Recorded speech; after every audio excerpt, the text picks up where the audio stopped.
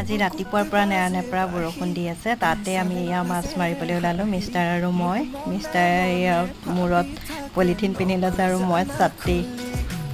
বৰশীত আমি এয়া দুটাকৈ চন্দা মাছ উঠালোঁ। বৰশীত মাছ ধৰা মজাই বেলেগ নহয়নে বাৰু?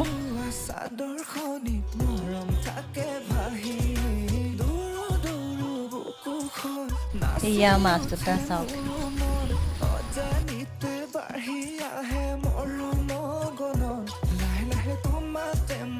তাৰপিছত আমি বাৰীত সোমালোঁ ভাতকেৰেলা ছিগিবলৈ। মানে দুদিনৰ মূৰে মূৰে ভাতকেৰেলা নিছিঙিলে বুঢ়া হৈ যায়। বৰষুণ হ'লেও মানে বাৰীত সোমাইছোঁ আৰু বৰষুণৰ বতৰত সোমাবলৈ ভাল নালাগে, কিন্তু উপায় নাই, নহ'লে গোটেই ভাতকেৰেলা পকি যায়।